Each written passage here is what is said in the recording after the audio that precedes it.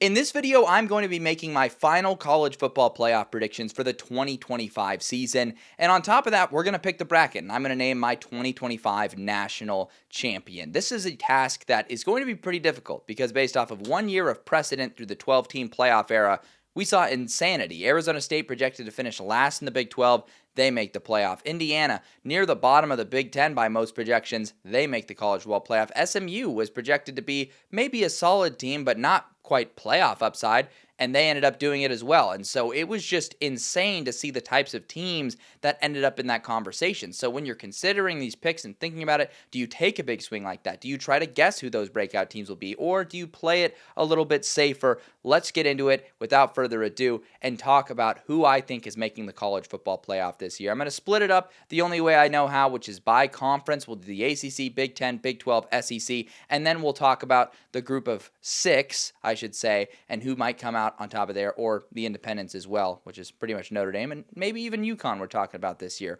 We'll start with the ACC and the candidates in the ACC, where I've got 7 of them. There's some that I'd say are a little bit more on the fringe, North Carolina and Pitt. For Pitt, it's their high defensive floor, it's their proven system under Pat Narduzzi, and it's their offensive upside with Eli Holstein at quarterback. I could see a path and an avenue where things really click for them, and they can make another ACC title run like we saw them make a couple of years ago. They've shown that at peak efficiency, they're capable of doing so. I think something that Pitt also needs, though, in a magical year like that, is a down year from Clemson or a down year from a couple of the big powers at the top of the conference. They had that the year they won the ACC. I don't think they're going to get that this year. Clemson is in a fantastic spot. We'll talk about Clemson in just a second. North Carolina, I'm buying the Bill Belichick experiment this year. I think the defense is going to be great under him, and I love the move to keep Freddie Kitchens in-house, keep him as the OC, and then bring in a guy like Gio Lopez, who's a proven starter from South Alabama. So I really see the upside with North Carolina, and the schedule is one to really like. They get a pretty easy schedule this year. There's a lot to work with there for his first season at North Carolina. I could see the vision. It is just too big of a stretch for me to be making right now. So that leaves us with SMU. They made the ACC title game last year. Is that a team that I'm going to consider? For a little bit, yeah, but there was a lot working in their favor last year. They had a pretty easy schedule, pretty manageable schedule in the ACC, even by ACC standards. They don't have that quite this year. Last season, their defense was really, really excellent. They lost a lot of key contributors. I don't know if they're going to be able to maintain that high level of defensive play. And there's even a few questions on the offensive side of the football. Their returning production is quite low. So I think SMU will be solid. I think they'll give any of these contenders a real shot when they play them, but I don't think they'll be quite at that level again. Miami's a really tempting team. They've got a new defensive coordinator in Corey Heatherman. The offense is proven. They bring in Carson Beck this year. I'm a little nervous about how Carson Beck will look with the offense, but everything points to things just gelling with how it went with Cam Ward last year. Obviously, Beck is no Cam Ward, but maybe he has that ceiling and that potential that we've seen from him at times. The reason I'm not sold on Miami and the reason I won't be picking them to win the ACC or to make the playoffs is because typically when it comes to these programs that really have it figured out on one side of the ball and they bring in a big splash coordinator hire to try and flip the other side of the football, it feels like it takes one extra year to fully install that and fully get it up to speed. And so I'm just not super high on the Miami defense this year. I don't think it just clicks immediately under Heatherman. We've got Louisville. There's a lot to trust about Louisville and Jeff Brom. He's been great ever since he took over. You really trust his portal evaluations and you really trust the way things have worked out in the portal. They got a killer backfield. Miller Moss has great upside. The argument Louisville has is, hey, we beat Clemson on the road. And in this conference, historically, if you can beat Clemson, you can win the ACC. So they're absolutely a candidate. They do have some tough schedule dynamics to work through this year, including multiple road games. I don't have their schedule pulled up in front of me right now, but I believe they have to play like at Miami and at SMU this year. They do get a host Clemson, which will be nice, but they've got some tough road games that they draw. So I'm not quite going to be rocking with them this year because schedule is pretty important. Then we'll talk about Georgia Tech. The Yellow Jackets are a team I really, really like. And I think they have the schedule to have a special season this year. That opening road trip to Boulder is going to be tough, but you want to talk about what they bring back. Their quarterback, their running back, one of their top receivers. They bring in Eric Rivers from the transfer portal, which is a beast, might I add, at a receiver position. I think he can be great for them this year. They've got the offensive line pieces back. They've got the returning production on defense from a defense that totally flipped last year and had a great season. There is so much to like about Georgia Tech football, and I love the chip they play with on their shoulder and the edge they have under a guy like Brent Key. I'm honestly buying Georgia Tech more than I could ever buy them. And having seen them nearly take out Georgia last year, what's stopping me from picking them to beat Georgia this year, which I think is going to happen late in the season. We'll talk about the Bulldogs a little bit later in this video, but Georgia Tech is one of my picks from the ACC to make it. Clemson, talked about them earlier. I think they're the landslide favorite to win the ACC, as they should be. They have an elite-looking roster. They look like a vintage Clemson team. So they're my auto bid pick, but I think Georgia Tech matches up with them in the ACC title, probably loses, but still gets in because of like a 10-2 record. Maybe with the loss in the ACC title, they still get in there. So Clemson and Georgia Tech are my two picks from the ACC. Yes, I think the ACC will be a two-bid league again. I think when you look at the differences between them and the Big 12, obviously not playing one extra conference game, I think has a lot to do with that. It's only the 8 conference games in the ACC as opposed to 9 from the Big 12. And then also just the fact that I think the perception of the ACC is a little bit better still at this point in time. And they've got the marquee non-conference measuring sticks a lot more than the Big 12 has, those direct head-to-head matchups with the SEC that people really like to look at. So those are the two teams I think are in from the ACC. But let's go ahead and pivot now to the Big Ten. In the Big Ten, I've got a bunch of candidates sandwiched in here. Potential playoff teams we're talking about. It looks like a lot, but then you remember there's 18 teams in this conference, so it's really not too much to look at here. Penn State, Oregon, and Ohio State, I feel like are all of the obvious ones, so we'll get to them last. We'll start with Indiana. Indiana, obviously using the transfer portal pretty heavily again, but a team that you can trust. It's similar to Louisville in how they have had great portal evaluations in the past, so I'm willing to trust those. And also, they're landing power conference starters to join this squad. They really had no issues finding talent and finding a guy like Fernando Mendoza and Roman Hemby to really bolster this backfield, bolster them in the trenches. They look good on paper again, and they have a nice bedrock of proven talent like Elijah Surratt at wide receiver that they can lean on this season to have another productive year. I just think so much went so well for them last year. It feels like maybe this is the year where just something goes wrong because it can't all hit the same. Their schedule does get a little tougher. They got to play at Oregon. They got to play at Penn State. It feels like that right there is probably 2 losses. Will they just run through all the inferior competition again?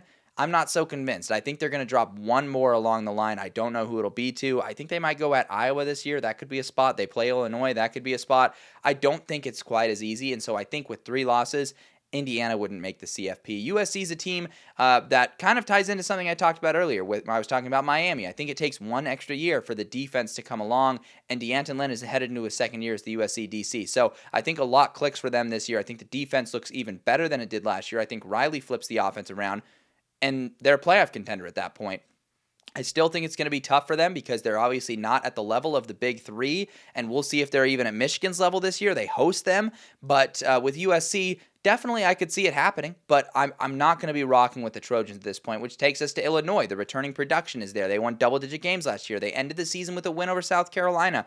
There's a ton to like. There's also a lot that scares me. The close games versus inferior competition. Illinois could have been like a 7-win team last year if you just flip a couple of those close one-score games, including a scare versus Purdue, and those are concerning. And then this season, I think their schedule heats up a little bit. We talked about that game versus Indiana. They got a game against Ohio State. They do get to host them. They play USC as well. There's some difficult ones in there. And so Illinois is really going to get tested. I do like this team overall, but I don't have them in my top 25 because on paper, they're just not a super talented team compared to a lot of these other guys. And they didn't do a ton to get better this offseason. I wish they would have done a little bit more in an effort to improve this squad because it felt like there was maybe a tad bit of complacency. 10 wins is great, and I'm not saying that they're being completely complacent, but, I just would have liked to have seen a little bit more. Michigan's a team that defensively is a very, very high floor. That's a lot to like. They've typically been a part of the Big 4 in this conference. They just had a down year last year, and they're hoping to get back into that conversation, but the offense has so many questions. They got a new OC, a new quarterback, and a young, unproven quarterback. He does have some upside, but I really don't think they'll have the consistency this year on offense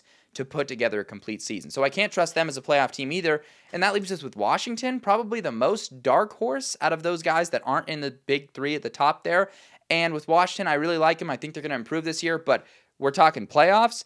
I don't think we're talking playoffs. They play, I believe, all 3 of Penn State, Oregon, and Ohio State, or maybe they play Michigan, Oregon, Ohio State. It's a pretty brutal schedule, and it feels like there's like 2 automatic losses in there, and you're asking them to basically not lose outside of that, because I don't know if a 9-3 Big Ten team's getting in. I don't know if that's happening for the Huskies, even though I love DeMond Williams. It's a bit too much of a stretch for me, and that leaves us with the Big 3, and I'm going to kind of spark notes this a little bit because I'll probably talk about these teams a little bit more when we get to the bracket, but Penn State, Oregon, and Ohio State, I think they're all making it. They all have, well, Oregon and Ohio State have some questions. Actually, it's fair to say they all have questions, because for Penn State, it's can they win big games? For Oregon, it's young quarterback, new offensive line that's been patched together, albeit with talented players. And with Ohio State, it's the new coordinators and a lot of the new around their squad this year, a lot of the defensive line pieces that they lost from this last season that were huge pieces in what they put together. So I think the Big Ten is going to be a 3-bid league this year, getting Penn State, Oregon, and Ohio State in. It does feel like they kind of have the leg up in the SEC in terms of getting that 4th team in like they did last year because of some of the scheduling discrepancies. We saw a team like Indiana just sort of slip through the cracks to make it a 4th team, but I feel like the pendulum might swing back the other way. I think we could see the committee respect that strength of schedule just a little bit more, and I just think there's more SEC teams that are capable of putting together the complete season required to be in there. There were some SEC contenders that were kind of clunky last year, and that's why we saw them sort of take that extra loss. The Bamas, the South Carolinas, the Ole Misses of last year. I think just one of those SEC teams gets that extra win needed and gets them 4 bids. So that's 3 bids for the Big Ten. We get to the Big 12 next. Looking at the Big 12, I do think that this is going to be a 1-bid conference this year. I just think the public perception is not good enough at this time. And also, I talked about that extra conference game and then the utter chaos that occurs. It would take such a specific set of circumstances for this to be a 2-bid league, and it would require some teams going unscathed. There's a lot of teams that I think are candidates here. So we'll go a little bit quicker. That way we don't, waste as much time, even though I think this might be the same amount of teams I had as candidates in the Big Ten. You start with a team like Kansas State. The Wildcats have been very consistent under Chris Kleiman, and there's a lot to like about that squad. Avery Johnson at quarterback. They're right there. They're right in that conversation. And, if you are high on Kansas State this year, each their own. I think any one of these teams could win the conference, and I would hear you out. For me, with Kansas State this year, it's just going to be about the consistency of their quarterback, Avery Johnson. Can he be a guy that consistently avoids turnovers and avoids those mistakes that cost Kansas State so dearly last season?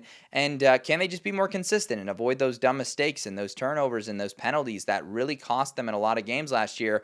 Speaking of all that, there's Utah. They had a pretty abysmal offense last year that made it really hard to watch this team because even though they had a great defense, they ended up going 5-7. This year, they're revamping the offense. Jason Beck, the new OC, Devin Dampier, the new quarterback, and a lot of new pieces on that offensive side of the football. I trust that offensive rebuild. I think they'll be solid. I still think there'll be some growing pains, even though the defense is a really high floor. Utes could be in a position to make a run, but for now, I'm not rocking with them as my Big 12 champion. Texas Tech is another one. They had the opposite issue last year. Their defense was Swiss cheese. Their offense was really potent. I think the offense will be potent again. I think the defense has a much higher floor, but there's always room for inconsistency when you bring in this many guys from the transfer portal. I'm a little bit concerned. I think they could have some inconsistencies early in the season, and I think they could get dinged with a loss or two that end up plaguing them and ultimately keeping them from winning a Big 12 title. Kansas is another team, ends the season on a really nice winning streak last year to get to 5-7, and a team with a lot to like. They're trying to replicate those things that were working for them last year, and I like that a lot. However, I just don't know if Kansas is quite at the talent level needed yet to be in this conversation as the Big 12 champion, which is a little crazy to say. I do think that there's a scenario where they could get there, but there's not going to be something that sets them apart this year to where I'm like totally rocking with the Jayhawks, even though, Leipold does get a lot more out of his teams than I think you see on paper typically. But for now, I'm just not rocking with the Jayhawks, especially fresh off a 5-7 season. Iowa State was in the Big 12 title game last year. I'm extremely concerned about the offense. Will they sputter when the going gets tough without 2 NFL wide receivers out wide for Rocco Beck that he's had the luxury of having his whole career? That's a genuine concern, especially when you consider the fact that Abu Sama and Carson Hansen weren't super explosive last year. Where does the explosivity come? They got some portal guys. We'll see. I don't know. I haven't been able to consistently trust a Matt Campbell team to have the reliability on offense required to make a run like that again. TCU will be great on offense, very questionable on defense. We'll see. If the defense plays even remotely well under Andy Avalos, they've got a shot to do something special in the Big 12. And then we've got Baylor and Arizona State. Ultimately, the two teams I actually think will match up in the Big 12 title game. Baylor with Sawyer Robertson, all those offensive pieces, they ended the last regular season on a 6-game winning streak. And so the offense I think will be great. And then it's the defense that I think will make some strides under Aranda this year. But Arizona State just looks too appealing on paper. I know this is the Big 12 and there is chaos. It does feel like the Sun Devils are built to endure that chaos, even though I know historically the top contenders in the Big 12 haven't even been able to do that. But with the Sun Devils returning basically everyone, 10 of their 11 offensive starters, a ton of guys in defense, they might have even gotten better on defense with some of the additions they made. And then the staff is just completely intact. They've got Sam Levitt as a leader, who, by the way, was a freshman last year. There's so much to like about the Sun Devils. I think that they will repeat as Big 12 champions. And when I say that, I have at least a degree of confidence, which is pretty crazy to say when you're talking about the Big 12. So there's my one bid from the Big 12, and that takes us next to the SEC. So I spoiled it earlier when I said the SEC is going to be a 4-bid league for me this year, and I kind of talked about the reasons for that, but I basically just think that the SEC has got some more serious contenders this year that are just going to avoid that extra dumb loss in conference, even though it is a grueling and brutal conference to go through in conference play. You've got the Florida Gators. There's been some weird injury stuff that is not fun, and some injuries that have happened. Lagway's battling through stuff. Some of their top receivers have been battling through nagging injuries. I'm a little bit concerned about that. I don't know how fast the offense is going to come out of the gate this year. Their defense has been hyped up, but we didn't see quite enough of the defense playing at a super high level last year for me to be overly jazzed about them this season. They've got a very high ceiling. There's a scenario where it could all click for them this year, but I'm not rocking with the Gators when it comes to playoff conversations. We've got LSU, a team I like a lot better on paper. They do have to replace pretty much that entire offensive line, but LSU's had a tradition and history of being able to do that, and Garrett Nussmeier is a quarterback that I think is capable of making that next leap this year. They've got two phenomenal receivers. They've got some really excellent running back play as well after some breakout seasons last year. And then on the defense side of the football, the big hinge point is going to be, how will Blake Baker's year 2 defense look with the elite pieces he has? Because he has elite pieces. You look at Whit Weeks and you look at Harold Perkins and you look at the secondary they have. On paper, this should be an excellent defense. And I do think it will be an excellent defense. And I actually think LSU is going to have what it takes to put together a resume good enough to make the CFP. So that's actually one of my 4 spots in the CFP from the SEC. I think LSU gets it done. Ole Miss is a team that has some questions, not in the offensive side of the football where some people might ask questions about Austin Simmons. It's that defensive front. It was elite last year, and this year they just basically don't return anyone from that defensive front, and I'm really concerned. I don't think they're going to be up to the same level they were, and I don't think they'll be capable of beating the same teams they were capable of beating last year like Georgia. So I don't think Ole Miss is going to make it. South Carolina is a team with a ton to love as well, and Norris Sellers could win this team any game, any given Saturday. But on the defensive side of the football, will that pass rush be as awesome as it was last season? Because it was awesome. I don't know if they're going to be able to sustain that with some of the pieces they lost and some of the hits they took this offseason. I'm pretty confident that Sellers is going to be a baller, but there is some bust potential there still. So with South Carolina, I don't know. The schedule's also pretty tough. So I don't know if I'm rocking with them at a playoff team as this time. And then there's Texas. I think Sarkisian has shown the ability to reload this team year after year, even though there's questions along the O-line. You got a new quarterback in Arch Manning. I trust them basically more than any other team to make the CFP this year. Texas A&M, I want to pick them to make the CFP. They look great on paper. We're not dealing with Jimbo Fisher. We got a great head coach in Mike Elko, but I have battered at Aggie syndrome at this point. So I don't know if I can go the extra length required to put Texas A&M in my playoff at this time, so I won't do it. And then we have the Oklahoma Sooners. This is kind of my big swing this year, I think, is going to be with the Oklahoma Sooners. Really high defensive floor, defense that was genuinely excellent last season. They just obviously, couldn't really do much because of how bad the offense was.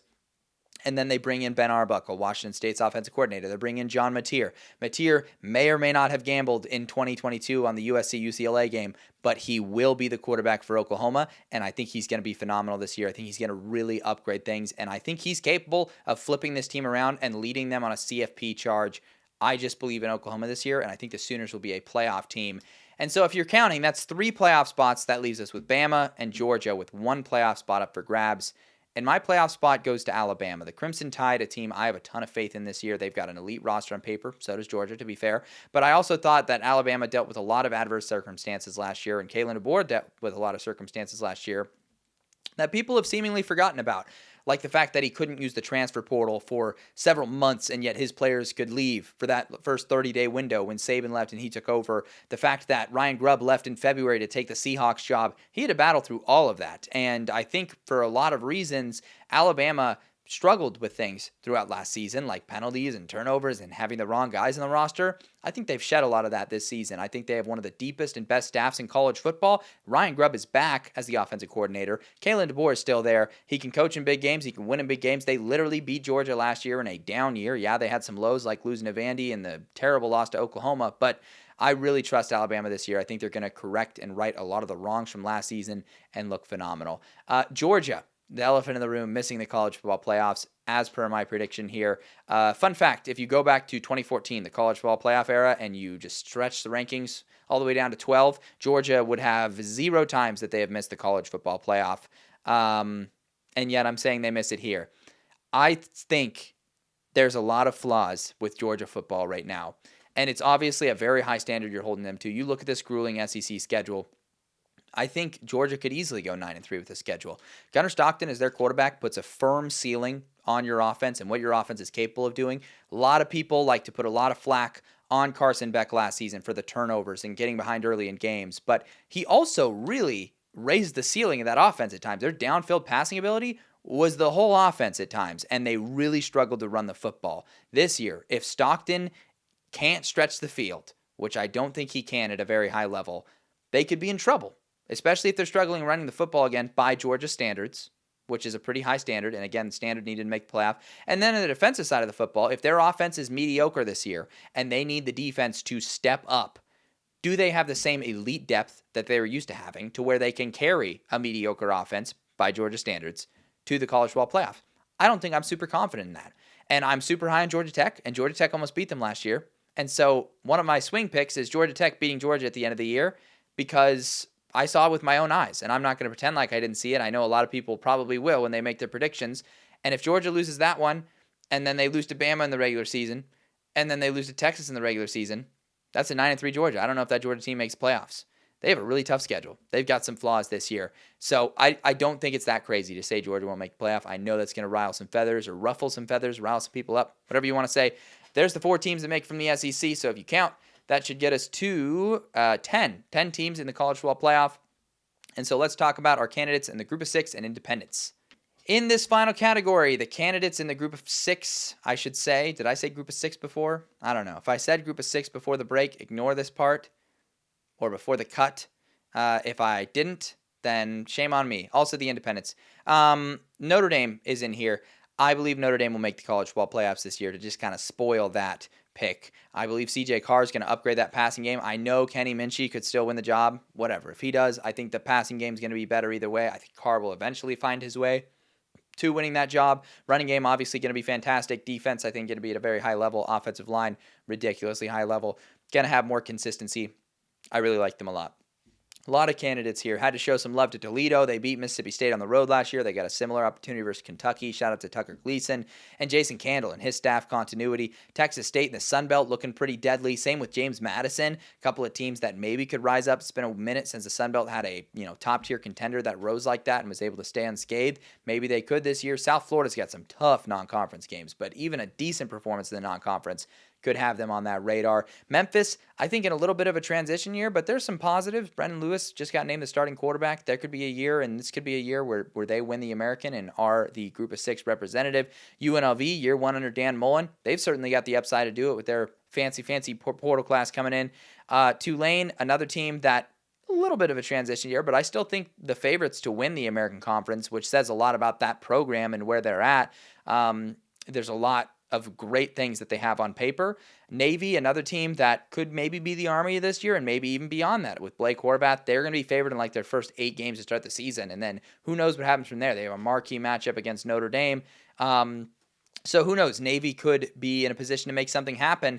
When it comes down to it, though, there's only one team that makes sense to me, and that's Boise State. The Broncos, on paper, just look so much more excellent, and to me have just such a clearer path than anyone else. In the Mountain West, there's still a bunch of those top-tier contenders in transitions. UNLV's in year 1 of a new rebuild now. You want to consider it a reload under Mullen, but it's kind of a rebuild. So there's a lot working in Boise State's favor, and they bring back so much production. Yes, Gentie's gone, but outside of that, basically everyone's back, And I'm confident their backfield in the aggregate can replace at least a decent chunk of what Genty did for them last season. And honestly, the offense might even operate a little smoother without Genty because that frees them up to not feel pressured to just feed this guy that is obviously a generational talent and find ways to get him the ball when the other side of the ball is expecting him to get the ball every play. Might be a little bit of a hot take there, but the Broncos are my pick. So Notre Dame and Boise State, my final two teams that are getting in there from the group of 6 and the Independents. So that sets up my bracket projection where I just went ahead and seeded the teams out. Shouldn't be anything too crazy, especially based on how I kind of described each of these teams, but we'll sort of walk through it. I've got Penn State winning the Big Ten, earning the number 1 seed, and being one of those teams with the first round bye. Texas and Alabama earning those first round byes out of the SEC, and then Notre Dame as well. They can do that this year. They're not just giving auto byes to the conference champions, the top 4 highest ranked conference champions. You can see everyone else that's in there. I've got Oregon, Clemson, LSU, Ohio State hosting games, and then Oklahoma, Georgia Tech, Boise State, Arizona State as the road teams. And so from here, I'm going to go ahead and just do my college football playoff predictions. We will crown a national champion, and then this will be the bracket that actually happens in real life. So you're welcome. Sorry for the spoiler. I know you might have been looking forward to watching these games, but we'll start with Oregon hosting Arizona State. Now, a road upset in a college football playoff game has not happened yet. So I'm the type of guy where I'm looking at where can I predict that to happen and be the first one to predict that to happen. And it'll probably be more relevant when we get an actual bracket and I can predict the actual matchup. But I think that will happen this year in principle. I think we'll get one. And so I'm just going to take a swing in my preseason predictions and say a team like Arizona State, with the amount of veteran leadership and returning starters they have, and a coaching staff as crazy as the coaching staff they have at Arizona State right now, so deep. It's definitely not going to be intact after this year. Guys are going to get poached. But with a defensive coordinator like Brian Ward, an offensive play caller like Marcus Arroyo, I really think the Sun Devils are capable of pulling off an upset of this magnitude. This is not going to be the same Oregon team this year. They're going to have Dante Moore, who's a very green quarterback. He'll probably be up to speed and solid by this point, but there's also some defensive concerns and questions. Ducks could easily get here and be like a smidgen fraudulent. And so I think the Sun Devils can pull it off. They almost took out Texas last year. So to say that the Sun Devils aren't capable of an upset of this magnitude would be wrong. Clemson-Boise State would be the 5-12 matchup. I think this is just too tough of an environment for the Broncos. Clemson, like I said, they look like a Clemson team of old this year, and I think they're going to be in a really good spot. So I think they win, and they win handily. I don't think it's as close as Boise State, Penn State was last year because the Broncos, I don't think, will be as good of a team this year overall. LSU hosting Georgia Tech, I think, would be kind of a fun little regional matchup there. And I like the Tigers at home. Georgia Tech, I think, would be a fun, gritty team. But when it comes down to it, in the playoffs, would they be able to stop this LSU offense? And if LSU is able to get to the playoffs, what does that say about how their defense was this year? I think they might be able to shut down Georgia Tech in multiple facets and advance to the second round. And then we've got Oklahoma at Ohio State. I think Mateer is going to be a beast this year, but Ohio State is also an extremely talented team. They're going to be more talented than Oklahoma, and those guys match up. And if the Buckeyes are good enough to get to the playoff and get there as a 6th seed, I really think there's a lot that went right for them with their coordinators. So I'll take Ohio State over Oklahoma, which takes us to some of these second-round matchups. Penn State, Arizona State, Texas, Clemson, Bama, LSU, and Notre Dame, Ohio State. These ones that are at neutral sites. I like Penn State to take out the Sun Devils. Arizona State falling in the same round that they did last year. Nittany Lions, just a lot building to this year. They've got so many key contributors and so much to like about this team. So I'm rocking with them in that second round matchup. But again, the same complaints would be revolving around James Franklin in this case. This wouldn't be a big game victory because Arizona State's not a big brand or wouldn't be like a top 5 team. It'd feel very similar to the SMU and Boise State victories. So we'll see how that ages. Texas versus Clemson, neutral site. Give me the Longhorns. I talked about Steve Sarkisian's ability to reload a team year in and year out. They're going to play physical. They're going to play well. You know Clemson's going to give them a solid shot.